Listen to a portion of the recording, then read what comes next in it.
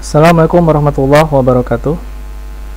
Selamat bertemu kembali di Fisika Dasar 2. Pada pertemuan kali ini kita akan membahas tentang kapasitor. Mungkin istilah ini sudah kita dengar, sudah familiar kita dengar istilah kapasitor yang biasa dipakai di bidang elektronika atau capacity, atau sering disebut juga sebagai kapasitas kapasitor. Nah, yang pertama, pada sesi ini kita tidak akan membahas panjang lebar tentang beberapa rumus di dalam kapasitor. Kita akan membahas kapasitor dari segi kualitatif. Jadi sejarah kapasitor ini sebenarnya diusulkan, model kapasitor pertama ini diusulkan pada abad 18 di kota Leiden, Belanda. Nah, yang mengusulkan ini adalah para ahli di dalam fisika eksperimental. Nah, karenanya pada saat itu alat ini belum dinamakan sebagai kapasitor karena fungsinya ini hanyalah sebagai eksperimen dalam bidang fisika, sehingga alat ini pada saat itu disebut sebagai Leyden jar. Nah, Leyden jar ini adalah suatu wadah yang dibuat khusus untuk menyimpan muatan listrik, seperti prinsip-prinsip yang sering dibuat pada Thomson pada saat ketika beliau menemukan atau mengusulkan model elektron Thomson. Prinsipnya sama. Ini adalah wadah untuk menyimpan muatan elektron. Nah, perbedaannya kalau kita lihat model untuk Leyden jar, yaitu model kapasitor yang pertama pada abad 18, bentuknya itu adalah sebagai tabung, kemudian di tabung ini kemudian ada di atasnya ditutup dengan batang konduktor. Konduktor biasanya pada saat itu menggunakan logam, cuprum atau tembaga, atau ferrum atau besi. Nah, kemudian di dalam botol ini diisi dengan suatu kawat. Nah, fungsi kawat ini adalah untuk menangkap muatan yang ada pada batang konduktor. Jadi, muatan yang mengalir pada batang konduktor sebagai contoh adalah muatan bebas seperti elektron-elektron bebas atau senyawa-senyawa ion, atau elektron yang bermuatan atau arus ditangkap melalui batang konduktor, kemudian dialirkan melalui kawat, kemudian disimpan di dalam wadah. Nah, medium penyimpanannya itu biasanya menggunakan medium fluid atau fluida. Pada saat itu fluid yang dipakai adalah air H2O murni. Nah, kemudian di dalam tabung ini terdapat kertas logam tipis, dan di luar tabung dilapisi dengan kertas logam tipis juga. Dan kertas logam tipis dua-duanya ini diset sebagai kertas yang memiliki muatan negatif. Nah, jadi prinsipnya itu arus. Pada saat menyimpan arus, muatan positif ini akan dialirkan melalui batang logam konduktor, kemudian akan ditarik sesuai dengan hukum Coulomb. Apabila ada muatan positif dan ada muatan negatif, maka sifatnya tarik-menarik, makanya akan ditarik menuju kertas logam tipis melalui batang konduktor dan melalui kawat. Nah, di kertas logam tipis ini, di seluruh permukaan kertas logam tipis ini akan disimpan muatan yang berasal dari batang konduktor. Nah, perbedaannya dengan prinsip kapasitor modern, apabila Leyden jar ini menggunakan fluida yang sifatnya pada saat itu berupa cair atau air atau H2O murni, tetapi kalau di dalam kapasitor modern, fluida yang digunakan itu adalah larutan elektrolida. Jadi larutan elektrolit yang digunakan ini sifatnya gel, dan di dalamnya ini juga dilapisi dengan kertas, lalu ada batang-batang konduktor. Nah, fungsi batang konduktor ini adalah untuk menghantar muatan yang berasal dari kutub positif atau sebaliknya. Nah, gel yang sifatnya adalah larutan elektrolit ini fungsinya untuk menyimpan muatan. Nah, prinsipnya sama. Ini kapasitor yang lama Leyden jar, dan ini adalah kapasitor yang modern.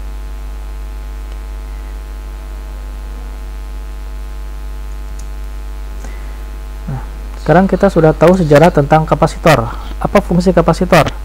Jadi kalau kita lihat dari prinsip kerja kapasitor, yaitu sebagai wadah untuk menyimpan muatan, maka kapasitor ini fungsinya untuk menyimpan energi energi apa? Energi listrik. Ya, karena kita tahu bahwa energi listrik atau muatan medan listrik itu sama dengan berbanding lurus dengan jumlah muatan. Karenanya kenapa bisa dipakai sebagai cadangan energi listrik? Karena di dalam kapasitor ini ada arus transien. Ya, jadi arus transien ini dia akan muncul apabila tidak ada arus yang mengalir. Nah, sehingga dia bisa dipakai untuk cadangan energi. Nah, prinsip kerja ini dipakai pada prinsip-prinsip alat UPS. Kalau UPS kalau kita bongkar, maka ada bagian yang paling besar yang biasanya berbentuk silindris atau berbentuk persegi, kotak, yang itu adalah kapasitor yang fungsinya untuk menyimpan muatan listrik.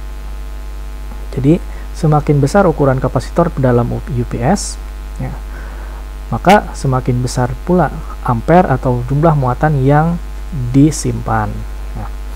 Kemudian yang kedua, fungsi dari kapasitor adalah receiver radio. Nah, kenapa ini bisa difungsikan sebagai receiver radio? Karena kapasitor ini dapat dipakai sebagai penyaring frekuensi atau sebagai filter gelombang. Nah, tergantung dari besar dari kapasitornya, berapa mikrofarad. Semakin besar mikrofarad, maka kemampuan untuk menyaring frekuensi dan filter gelombang dari suatu kapasitor akan semakin tinggi. Artinya, toleransi atau tingkat akurasi untuk penyaring frekuensi atau filter gelombang itu semakin tinggi apabila nilai kapasitas kapasitornya itu semakin besar. Kemudian yang ketiga, kapasitor juga dipakai pada sirkuit penyiar arus. Nah, kita sering melihat rangkaian penyiar arus yang paling simpel yaitu kita menggunakan jembatan Winston. Nah, salah satu bagian di dalam jembatan Winston itu tidak hanya dioda saja, tetapi adalah kapasitor. Nah, fungsinya apa? Fungsinya itu adalah karena kapasitor ini dipakai untuk menyimpan muatan, maka pada penyiar arus ini fungsinya untuk menghilangkan riak gelombang arus listrik. Jadi pada gelombang arus listrik tegangan tidak searah AC atau alternating current itu bentuk grafiknya sinusoidal. Jadi ada puncak, ada lembah, dan seterusnya. Nah, kalau kita tambahkan dioda, puncak dan lembahnya itu dipotong, tetapi ini tidak sempurna, masih menyisakan bagian-bagian yang bergerigi. Nah, bagian yang bergerigi ini akan diperhalus oleh kapasitor sehingga nilai penyiar arusnya atau arus yang keluar, ya, arus output dari penyiar arus ini mendekati arus searah. Artinya tidak ada puncak, tidak ada lembah. Nah, yang terakhir, kapasitor juga bisa dipakai sebagai komponen pada blitz kamera. Baik itu kamera smartphone maupun kamera DSLR ataupun kamera biasa. Kalau kita menggunakan fungsi blitz, cahaya yang dikeluarkan itu hanyalah sekejap, jadi tidak lama. Nah, kenapa blitz kamera ini bisa cahayanya tidak begitu lama, hanya sekejap? Karena jumlah muatan yang dikeluarkan pada saat penggunaan blitz kamera juga ini berasal dari kapasitor. Artinya, kalau jumlah muatan pada kapasitor ini hilang, semua dipakai untuk mengaktifkan blitz kamera. Nah, jadi pada saat blitz muatannya itu full, kemudian jumlah muatannya atau energi muatannya dipakai untuk blitz kamera. Nah, pada saat itu pula blitz kameranya mati seketika karena tidak ada sumber arus lagi. Nah, cara kerja kapasitor, kita ambil kasus kapasitor yang modern karena untuk Leyden jar ini sudah tidak dipakai lagi kecuali di dalam museum-museum sains.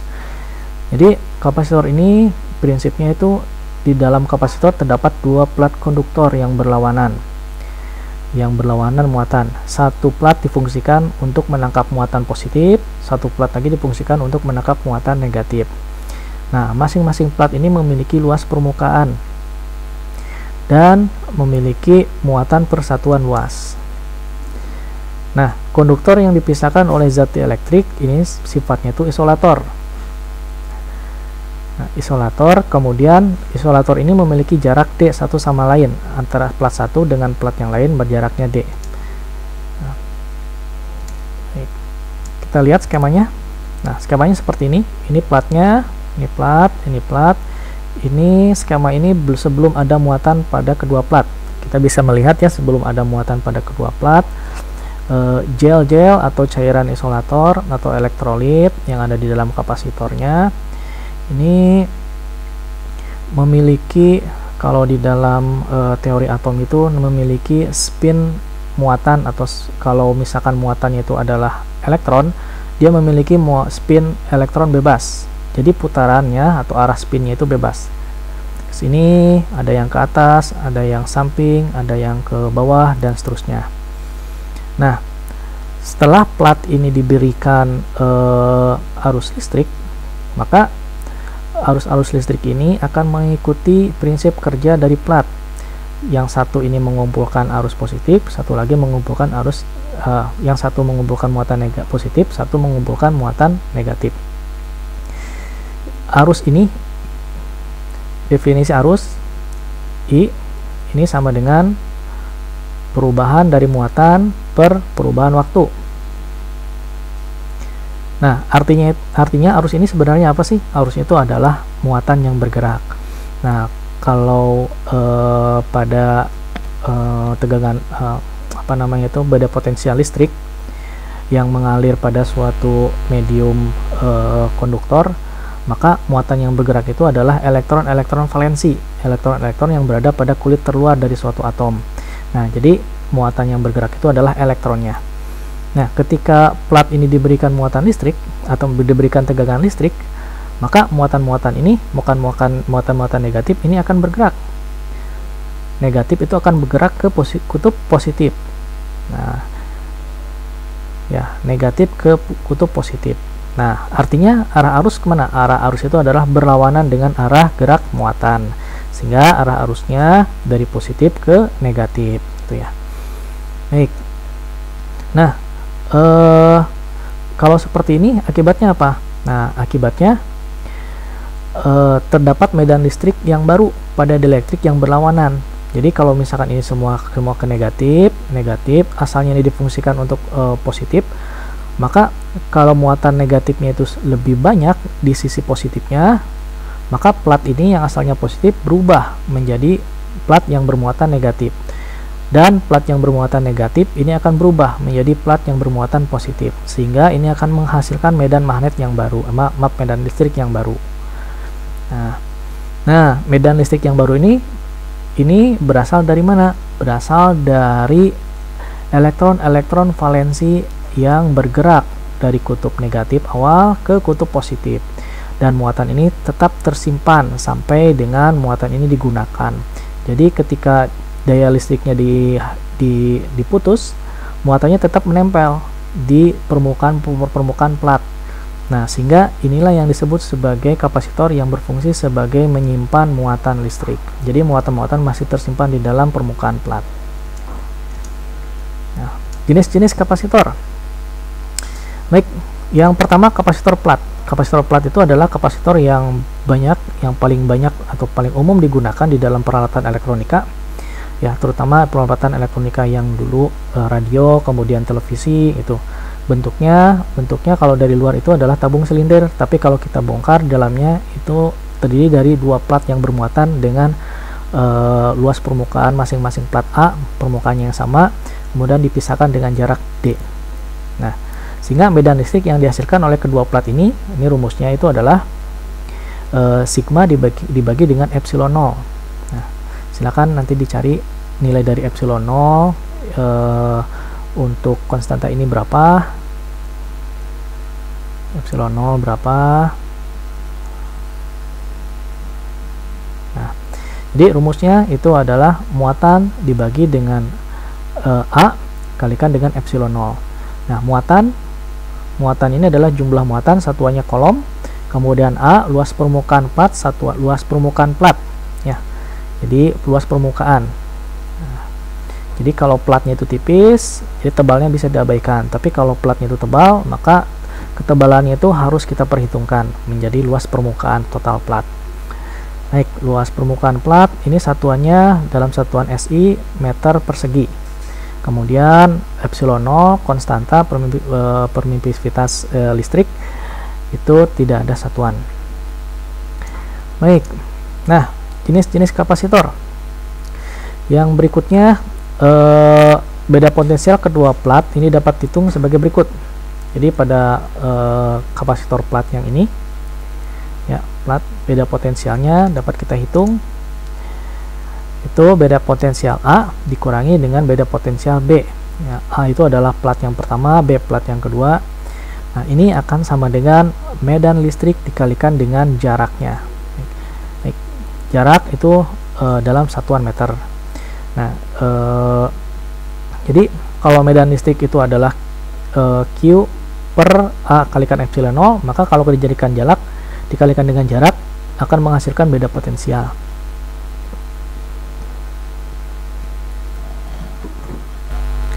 Nanti perlu diingat kalau di dalam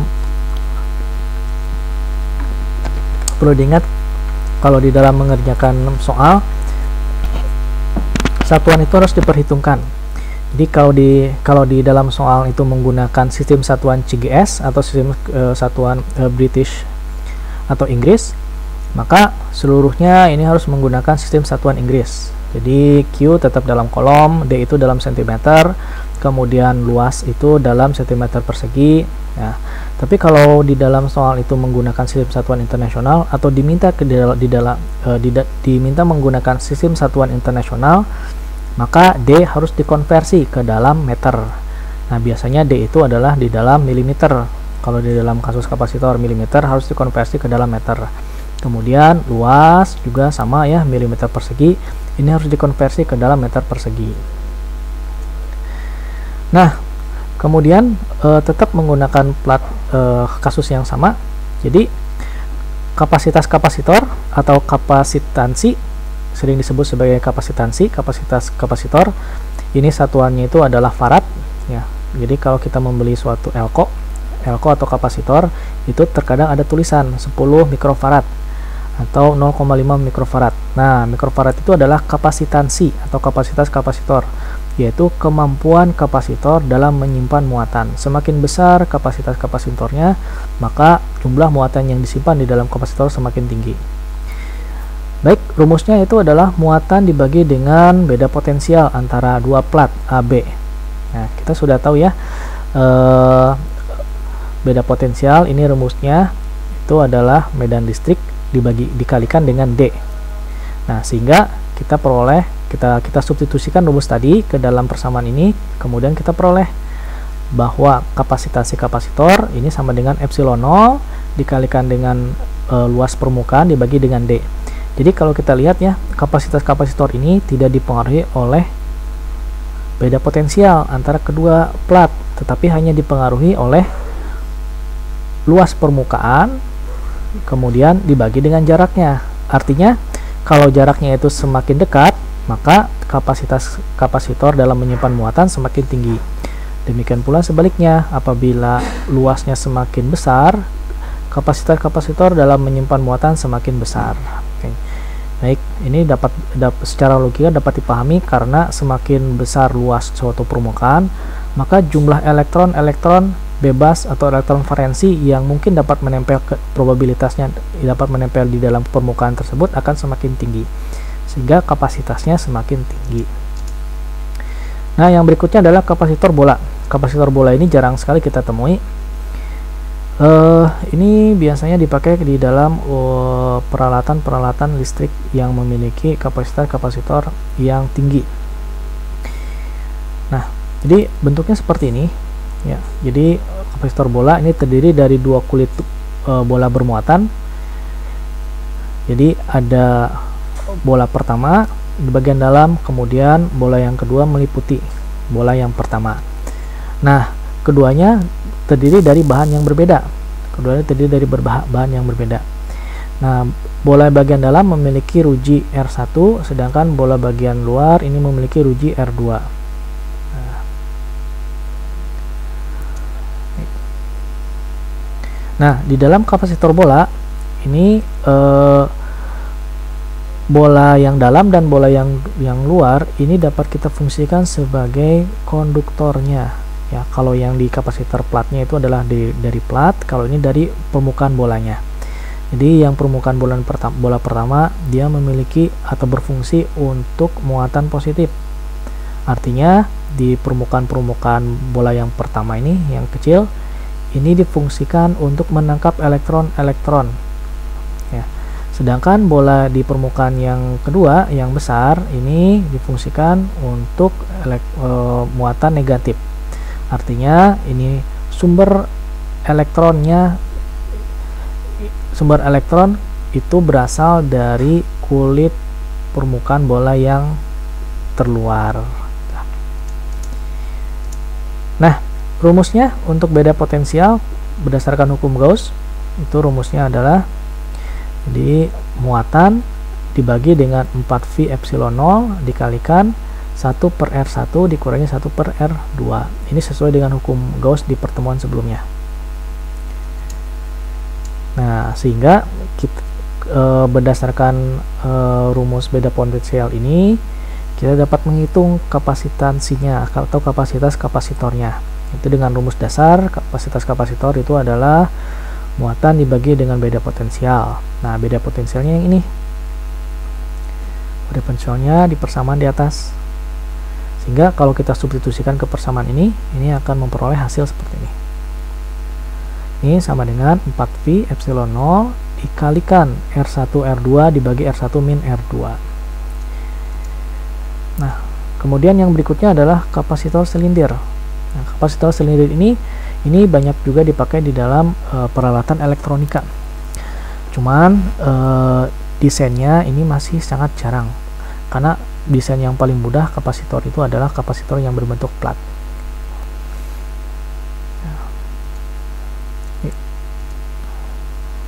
Nah, beda potensial untuk kapasitor silinder ini dirumuskan berdasarkan hukum Gauss. Ini dirumuskan sebagai muatan dibagi dengan 2V epsilon 0 kalikan dengan L. L itu adalah panjangnya, panjang kapasitornya. Ini panjang kapasitor di luar kulit. Jadi kita plat R1 dan R2 ini harus sejajar. Nah, panjang plat R1 dan R2 ya ini adalah L.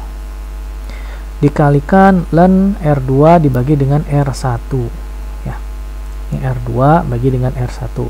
Jadi jari-jari R2 dibagi dengan jari-jari R1.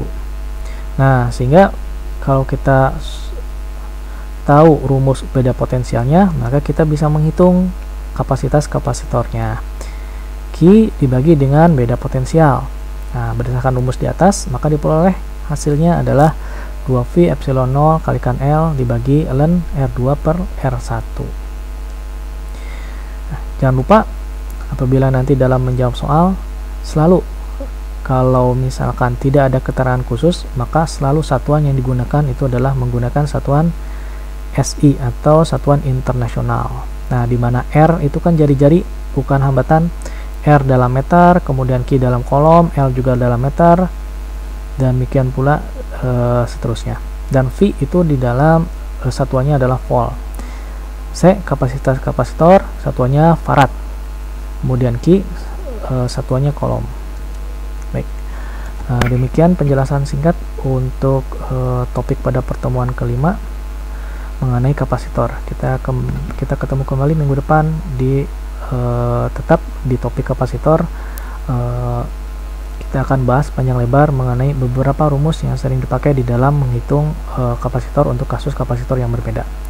Terima kasih. Wassalamualaikum warahmatullahi wabarakatuh.